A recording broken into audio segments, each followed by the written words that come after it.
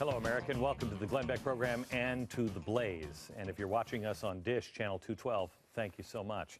I have some breaking news that you'll only get here on The Blaze. I'm assuming this is going to break later on tonight or tomorrow. It is not good news, should it work out, but we have it on extraordinarily good authority. I want to read this to you verbatim. We have a report. The State Department is currently in negotiations with the Egyptian government for the transfer of custody of the blind Sheikh Omar Abdel Rahman for humanitarian and health reasons. The negotiations are part of ongoing discussions with the Egyptian government to resolve the crisis.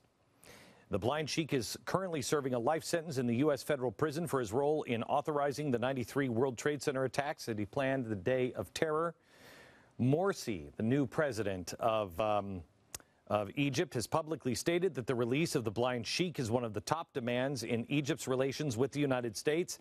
And the threats against our embassy a week ago by Egyptian Islamic Jihad were to direct violence at the U.S. embassy and try to force the release of the blind Sheikh. We have asked for a comment from the State Department. We have now been referred to the Department of Justice.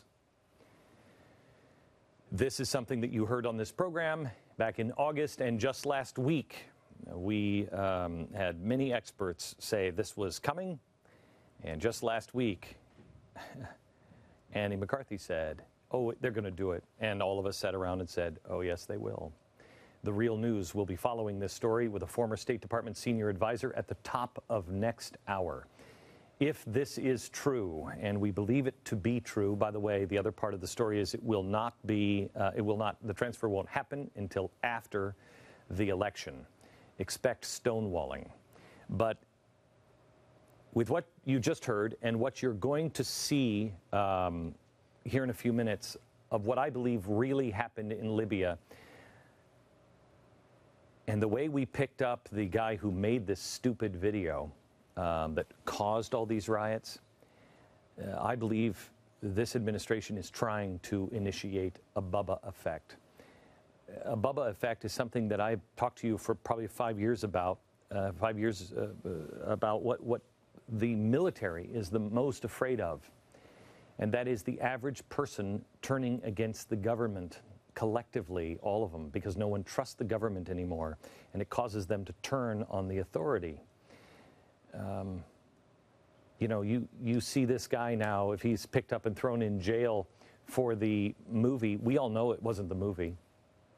If let's just say there's a terrorist bombing. Who's worse now, the guy who's doing the bombing or the people who have led us here and have been claiming that they are keeping us safe?